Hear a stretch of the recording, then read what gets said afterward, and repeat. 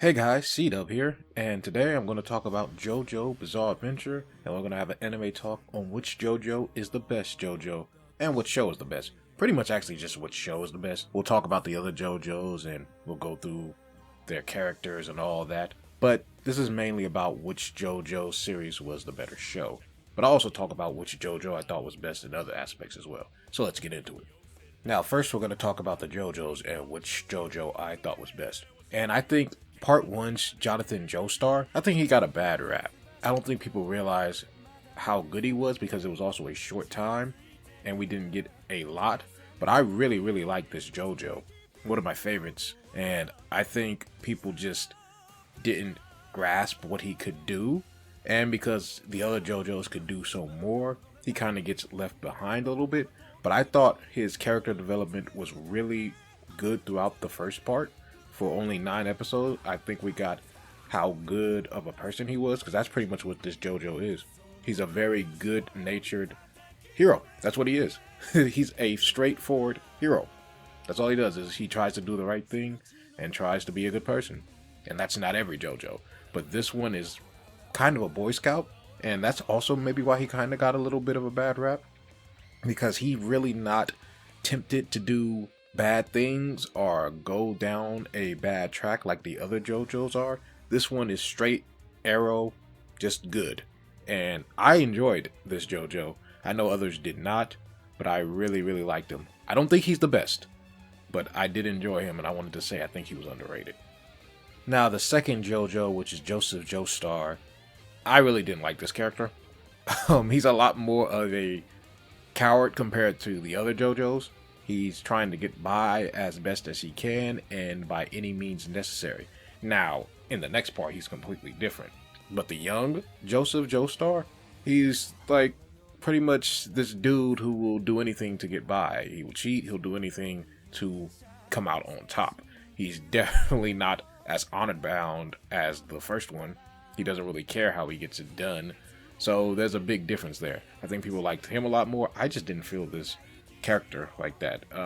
Coming off part 1 and then going to this is a drastic change, and you're either going to like it or not.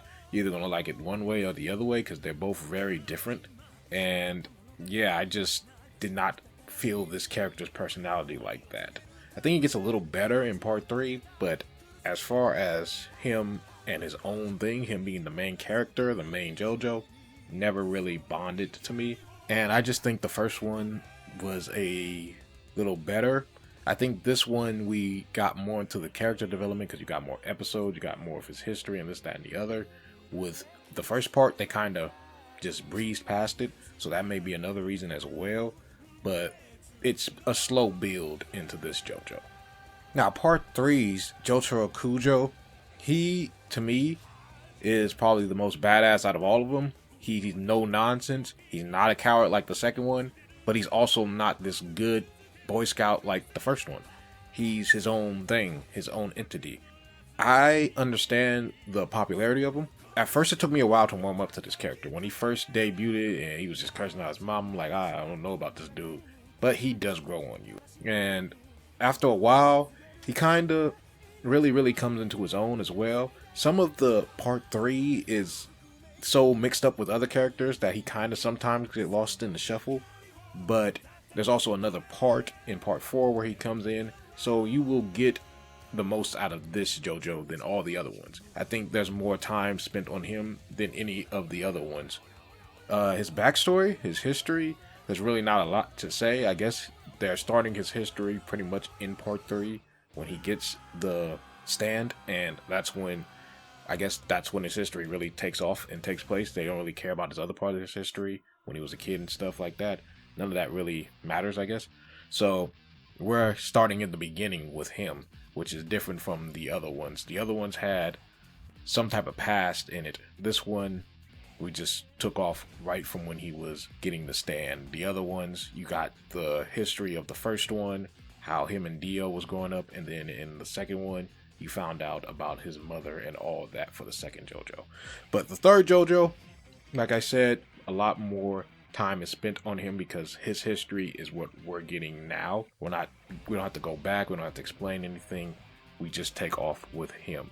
And like I said, he's also the most badass. He just, no nonsense. I'm doing this. This is my goal. I'm going to achieve it. That's it. He'll do whatever he needs to do to achieve it as well. Like the second one, but he's not like a coward. He won't run. He's not the type to just run off and come back with another plan like the second one. This one will fight to the end. Now for the fourth Jojo, which is Josuke Higashikata. I hope I said that right.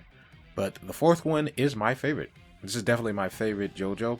He's kind of all three combined into one. He tries to do the good thing, but he also will run if a situation is bad. And he also has his badass nature and that badass, I'm going to do this, you're not stopping me. He has all three of them to me combined into one. This is definitely to me the favorite of them. Now is he the best? I'll tell you who the best one is at the end after I get through part 5 Jojo. He also has a little history with his mom and how his mom met the part 3 Jojo, and there's a lot of stuff with him.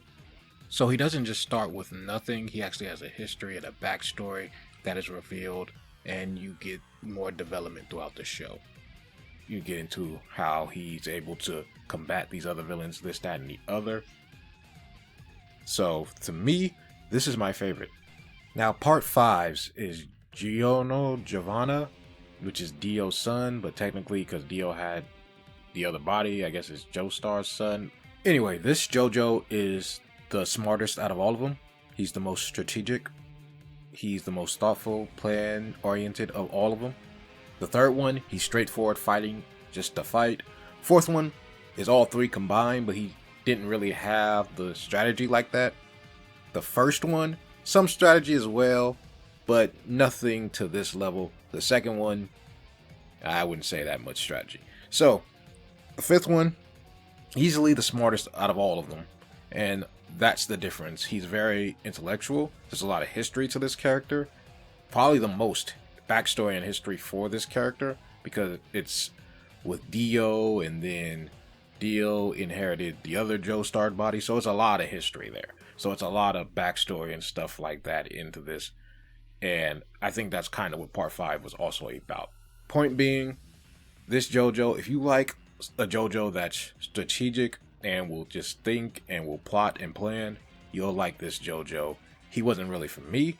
I don't think he was the best. Probably middle of the pack, honestly. But hey, it is what it is. Now, who is the best Jojo?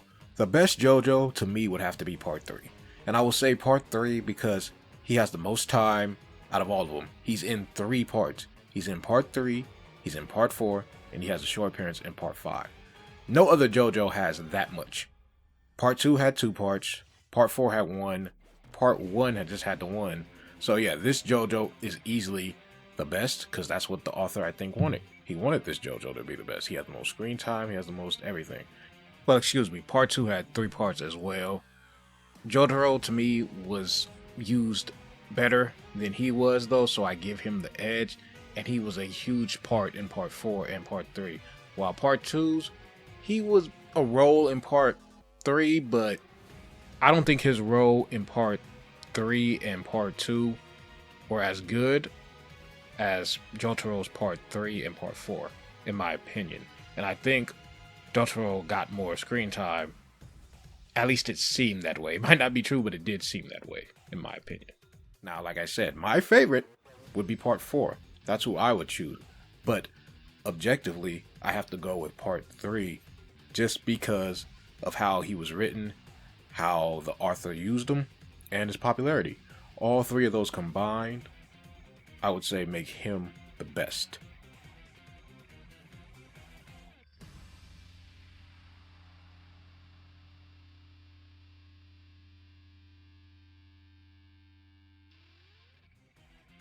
Now we're going to talk about the other characters, or the side characters, if you will. And the characters for part 1 are Speedwagon and Will E. Zeppeli. Hopefully I'm saying that right. And I really like Zeppeli. I do. I really do. Problem being with Zeppeli is, like, after the first 2 parts, he's hard to remember. That might have been some people's favorite character in part 1 is Zeppeli, but that's pretty much as far as he goes. He doesn't really go any further. And Speedwagon, unfortunately, his name is mentioned, but the character himself is dead. Like, Speedwagon Foundation, I think is more popular than the Speedwagon than the character, honestly. So I kind of can't really, get a good feel for him. Except for Zeppeli, he had some cool moments and a great fight, by the way, in part 1. But Speedwagon, sadly, I know more about the Foundation and more about what that was doing than what he did. He really didn't do that much besides set up the Foundation, and then in part 2 he had a little bigger role. But still, that's what he's known for, is the Foundation, not really the character. That company he was with, the company he has, is what he's known for, not himself, sadly. Now, the other characters for part 2, we have Speedwagon back, we have Caesar, and we also have Smokey Brown. Like, why they called him Smokey? They called him Smokey. For fuck's sake. Anyway. Oh, and Lisa. We have others, but that Smokey thing kills me. Also, we have Stroheim, and Lisa to me has the biggest role in this. She's the one who trains Caesar and Joseph, so she has the biggest role.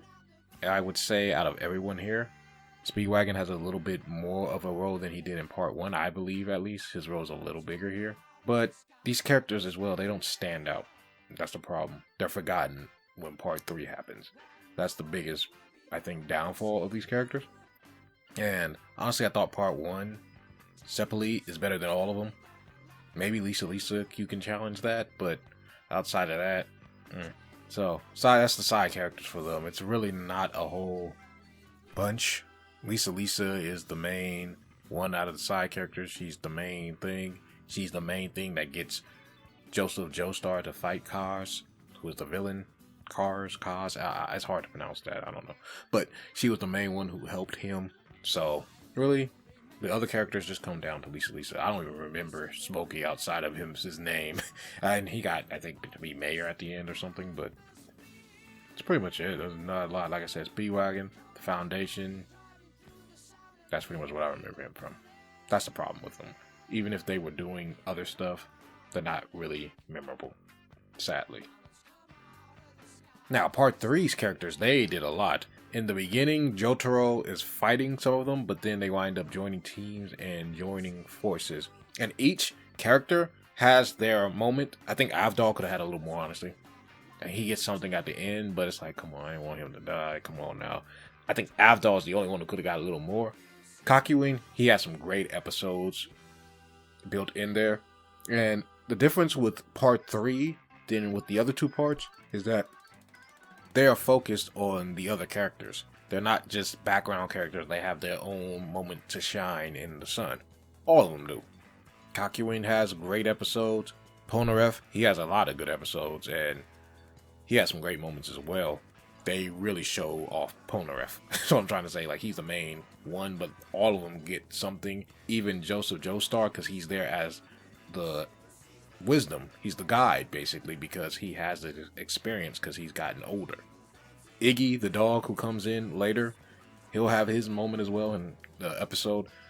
None of that was happening really in part 1 or 2. They all didn't have like their own singular episodes, and that's why this part 3 is the longest. So part 3 really showed off all of them, I would say.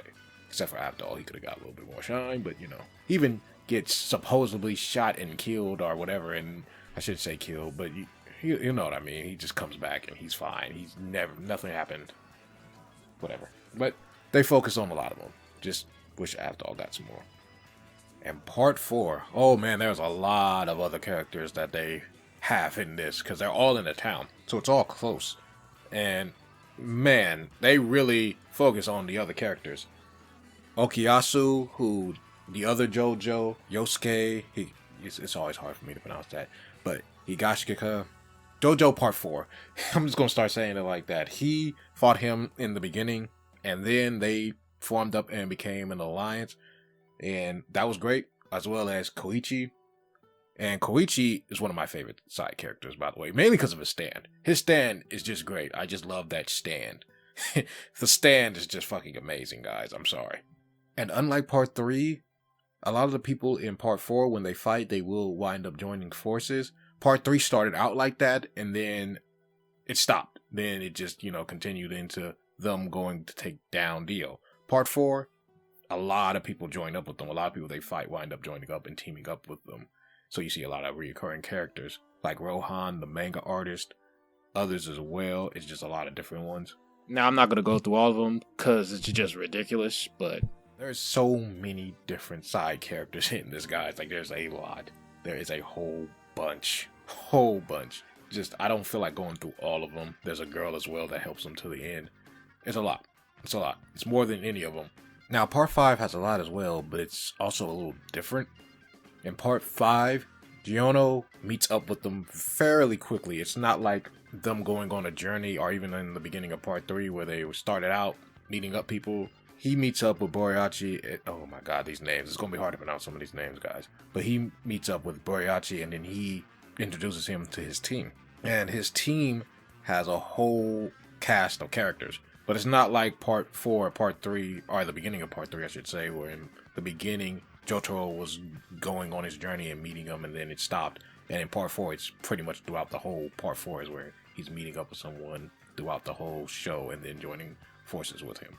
In part 5, it's in the beginning. It's very quickly. It's not this long, drawn-out process. Now, the characters they have for this, besides Buriachi, is Mista, Abakio, Narancia, Fugo, Trish.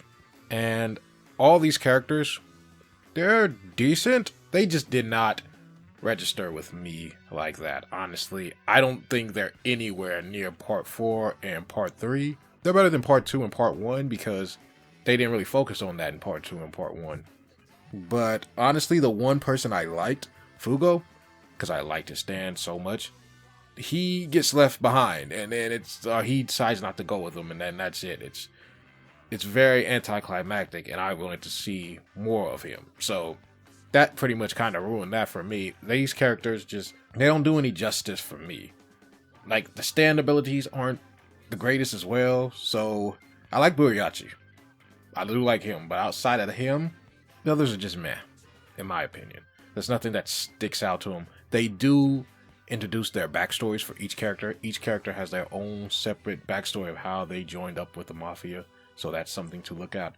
But outside of that, that's kind of the best part of them. For some of them, for a lot of them, that's the best part. So yeah, these characters just didn't register with me, and sadly, that's just how it was for me. I wish they did more with them or did some better stuff with them, but the backstory is where it's at, honestly, for me.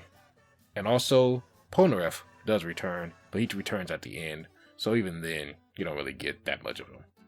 Now, which side characters are the best? Come on, it's got to be part 4. Part 4 just has too much, way too much of a focus on the other characters. You don't need the main character like that for the show. As for the rest of them, you need the main character. Part 4, to me, easily has the best side characters, easily, out of all of them. So yeah, give this to part 4, objectively, and my favorite.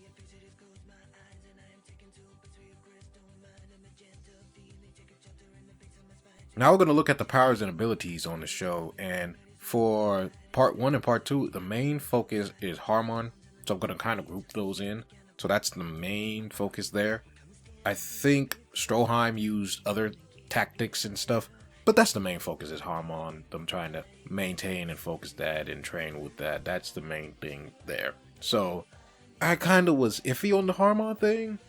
Honestly, I was never as big on it, but it was also okay. It also depends on who's using it. I like when part 1 was, then part 2, it was kind of more of a underhanded tactic sometime, and it's just okay. That's why I think they changed it. I don't think the author was big on it, so I think that's why they changed it and went to stands, but it's okay. It's alright. That's what it is. It's just alright. Now, part 3, stands powers. Man, there's a lot of stand powers. We're just going to focus on the main ones and the main characters for all of these next 3 parts. So the main characters and the side characters and the villains, we'll just focus on the stands. For the main one, Jotaro, he had a great stand, which got better at the end, or made it just kind of OP at the end, but I really like that power of stopping time. And so did Dio. They both had that power. That's a great fucking power to have, to just stop time like that. I love that. I love that little twist with Jotaro getting it. Also, we had Avdol. He had basically fire. That's his power. Can't really say much more about that. Kakuin, His could do a lot. His was like this bendable thing and had this green slime stuff. So I kind of like Hakuin's. Polnareff's is a thing with a sword. Honestly, his stand got better in the 5th part. His stand wasn't all that. I don't know how he lasted this long with that stand. I just don't understand that. But hey, whatever. That's his stand. Is just the guy with a sword, basically. I mean, you could try to say he can do more, but it's just basically a guy with a sword. That's it. Joseph Joestars is honestly trash. He has this like purple plant thing. It's trash. His suck. So yeah, that's part 3s. Let's talk about part 4s. Now, part 4s, Yosuke Higashikata's stand. His can heal you as well as mess with objects, rearrange them and do stuff like that with objects, do different stuff with them. Koichi's, his is like reverb, which is sound, and I like how it mutates and adapts, like it'll evolve and become something different. I love that it becomes something different each time. I like the final one best, but I like how it changes throughout. Now the last one as well also causes targets to be heavy. It loses the other ones, but I just like how it evolves and adapts. That's the only stand I believe that does that. Well, no, I take that back. The villain stand as well evolves and adapts. Yoshikage Kira's gets different levels. It's able to disintegrate any target that he wants to kill, and as well gets this other ability that lets him loop time. So his as well can do a lot of different things. Okuyasu's ability can erase anything it swipes, and it also can suck things towards it wherever it swiped it at. So that stand as well is very powerful, by the way. It's a very powerful stand, which everyone hints to in the show. There's a lot more I could go into, but I just want to leave it at there. Oh, I'll talk about the manga artist as well, Rohan. His is able to make you a book, make your face a book, kind of, and go through your memories, and he can find out whatever it is about you, whatever you have. So he can find out any information you have. So that's his ability.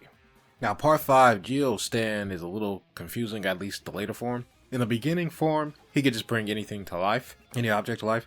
So it's not that difficult in the beginning, but later on, Gold Experience Requiem, it pretty much makes any state go back to 0. So it reverts everything back to 0, and it can nullify a lot of people's abilities, and if it hits you, you will experience death continuously. So it's kind of confusing a little bit. I kind of was confused about that part, still am a little bit, but that's what the stand can do.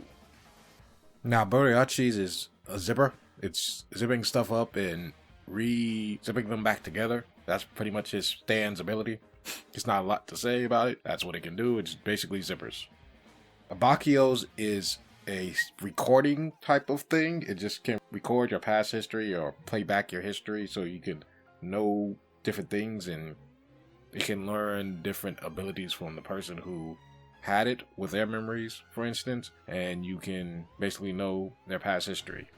Mista's is basically bullets, but they can guide their bullet and hit the target. They each have their own separate personalities, except for 4. 4 he never uses because scared of the number 4.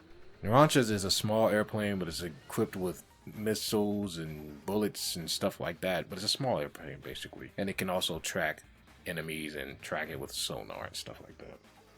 Trisha's can make any object elastic and damn near invulnerable.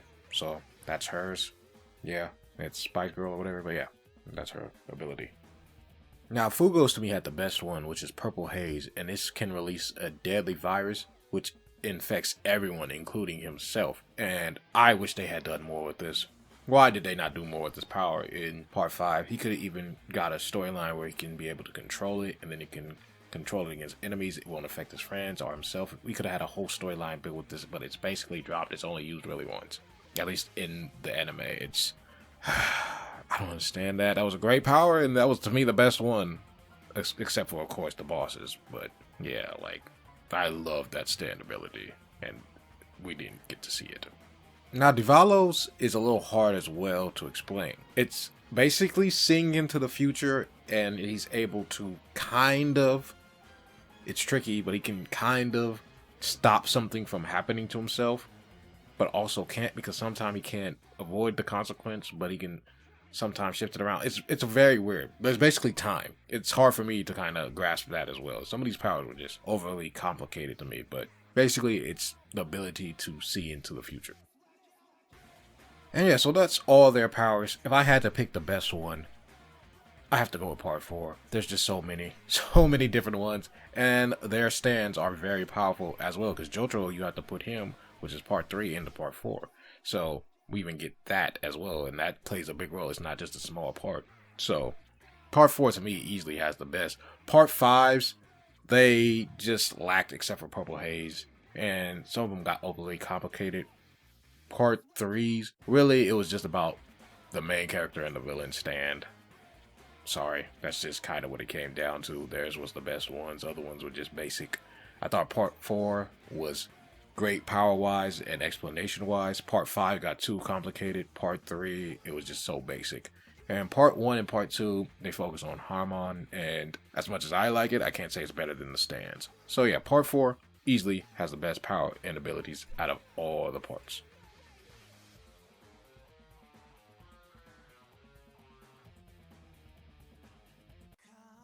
Now we'll talk about villains, and the villain in part 1 is of course Dio, and Dio has the most time, I believe, in part 1. He's heavily focused in part 1. We get a lot of his history in part 1 and how he's able to get the mask, how he's able to get his abilities, how he's able to get the body. All that happens in part 1. So Dio is a major player in part 1. You can say he's even better than the main character. So to me, great villain for part 1. Now Kaz, it's hard to pronounce this, but he is the creator of the stone mask, and he wants this red Aja stone to empower himself, and that way he can be immune to the sun's rays, and of course it helps him become more powerful as well. And of course he's just trying to pretty much take over the world. So all of that for Kaz. As for him as a villain, meh. He's kind of just meh. He's the leader of the Pillar Man, but I kind of felt like some of the other Pillar Man were better. Like I like the rival with Joseph and him fighting one of his other Pillar Men instead of himself really. But he also kind of shifts as well. At the end he just becomes really evil. First he's like thinking, plotting, and then he just becomes kind of insane instead of his calm natural self, and then towards the end he just starts getting more crazy. But that's him. That's the villain. Part 3 is Dio's as well. Problem with part 3s is that there's not a lot of Dio. Dio doesn't really come in till the end. He has like short scenes and appearances, but really nothing till the end. So I can't really say that much. He has a great battle scene, like great battle and fight towards the end. I would say, I was gonna say the best. I wouldn't say that actually. Maybe second best, but it's a great battle, great fight scene, but there's not a lot of Dio. There's not. The main villain is not shown a lot. There's just other villains throughout the whole of part 3. Part 4 is Yoshikage Kira, and I love this villain. He's not like the other ones where he wants to take over the world. No, he just wants to chill out and kill people. That's it. He wants to lead a normal life and just kill people. That's it. He doesn't care about killing anyone else but them. The only reason he tries to get rid of them is because they try to stop him. So this villain, I really enjoyed. I like the power and abilities of this villain. I like Dio's as well, at least in part 3s. But this villain, great villain. Just great villain to have. And the only problem with this villain is that we don't see him till like the second part. That's the main downfall of this. Because the first part is just going through other villains. You don't even know who the main villain is for part 4. And that's one of the big flaws of it. You don't know. If he was shown throughout, it would have been better. Or at least we could have got a sense of it. Like, okay, he's one of the main people that you're going to have to worry about. But we didn't know that till the second half. So that's the downfall of it. But I really enjoyed this character and his personality of just wanting to lead a life. Just be normal. Don't want to take over the world. Just wants to chill out, kill people, go home. I like that. Divalo, the boss of the mafia, his goal is kind of hard because at first they're keeping Trish safe from him, from other people trying to kill him, but then he wants to kill him and then he wants the arrow. He's not a bad villain. He has a split personality. He just could have been done a lot better. It just goes from one thing to the next and you're like, well, if you wanted your daughter dead, why didn't you just let her be killed by anyone else. Maybe because he was worried about them finding out her identity, but I don't know. Because the connection still would have been hard to make. Because she doesn't even know anything about him. They have to go and find out what his history is. Because she doesn't even know. So how would anyone grabbing her or killing her get them the information? I guess he just wanted to stop that. I don't know. His goal was a little just complicated. Then it goes to the arrow. So he's not bad, like I said, just could have been done better. As for the winner of this, for the best villain, I gotta go with Part 1 and Part 3 Dio. Part 1, like I said, built up the history and backstory of him, and Part 3 was able to capitalize off it. And I can't hold Part 3's Dio against him because they already went through the history and backstory in Part 1. So there was really no point for them to do it again in Part 3. So that's why I understand why there wasn't as much screen time with Dio, because you really didn't need him to the end because you got everything in Part 1. So I'm not going to hold that against them. Part 1, I think, may be the best version of Dio. But like I said, I'm not going to hold Part 3's against him either. So I got to give both of them the point. This is probably the first time I do this. But yeah, I got to go give them both the point. As much as Part 1 I think is the best version, I'm not going to hold Part 3's Part 1 against him. So they both get the point.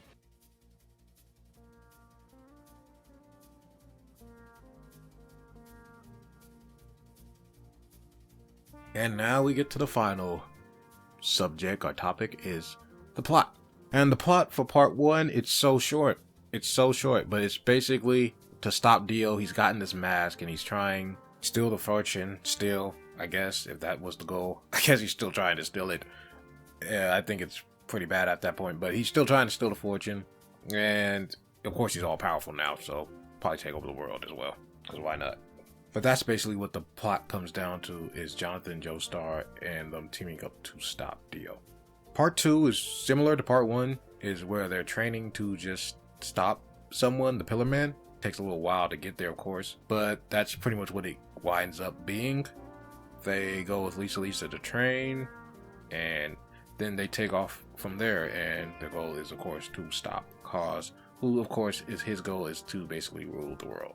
Part 3's plan is to stop Dio, but it goes all across the world to get to Egypt, and they have different obstacles, and different stand users and villains are trying to stop them along the way, and it kind of alters their path. They can't just really go to Egypt because something happens, or this, that, and the other happens, and there's always a stand trying to kill them on the way. As well, on the way, you get different stories. They use other characters. Other characters get their time to shine. They get their own separate story and episodes. So that's what happens along the way in Part 3 until, of course, the big fight scene with Dio. And that's when Jotaro finally overcomes Dio and gets his own ability. His stand gets another ability.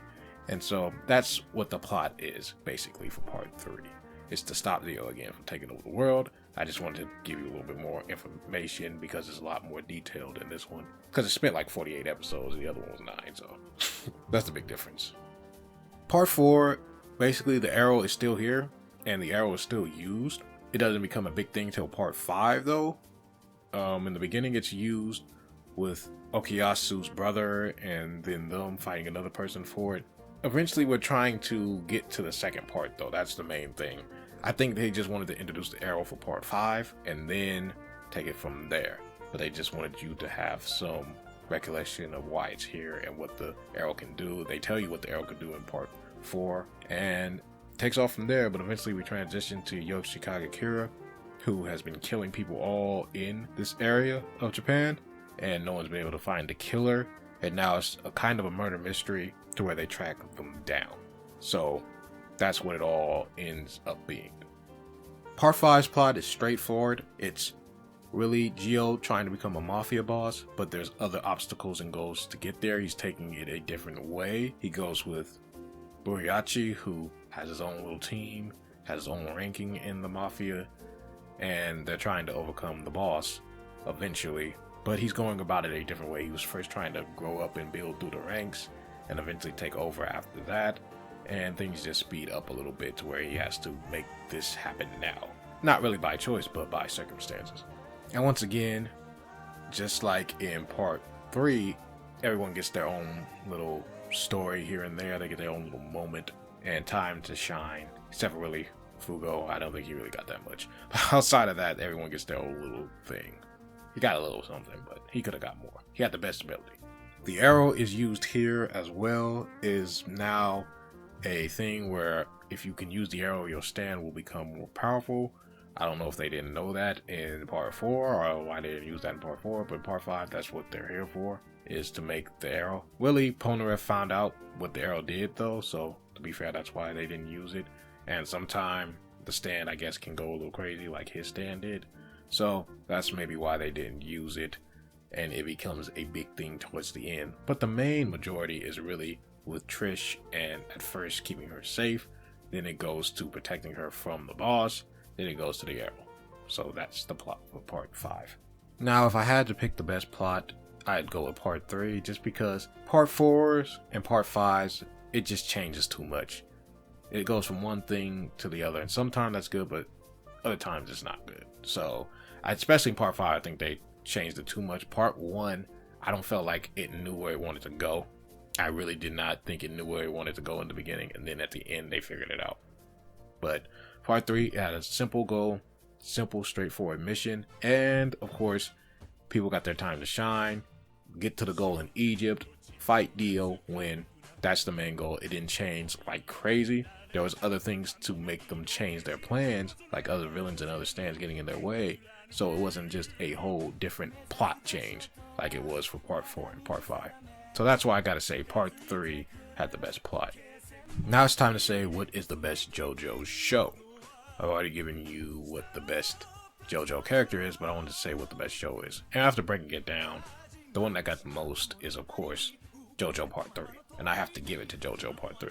My favorite is JoJo Part 4, but it does take a while to get into. JoJo Part 3 is simple and straightforward, and at the beginning, it didn't get my attention, but as we kept building along, it got you more invested, and that's what a show kinda is supposed to do. It might not start out great, but if it ends great, get you invested, it does its job. Part 4 got me interested very quickly, but then it kinda was like, where are we going? And then it got me back again. Part 3 does what a show's supposed to do. Part 1's too short, I can't give it to that. It's not enough time, not enough development.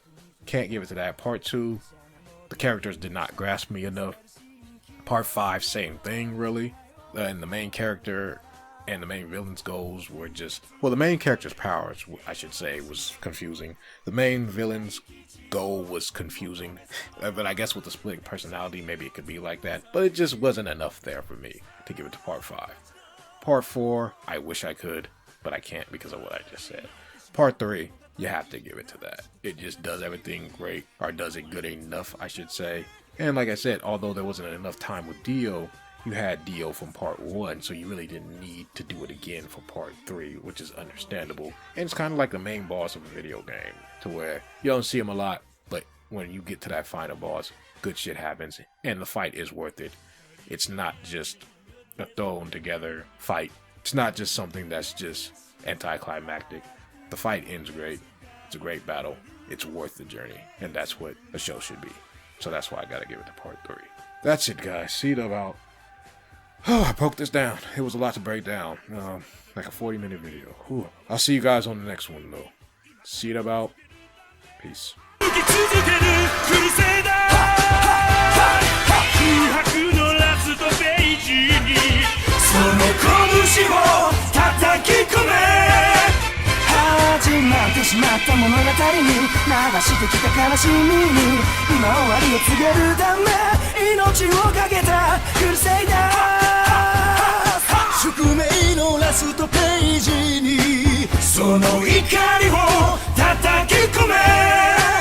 End of the world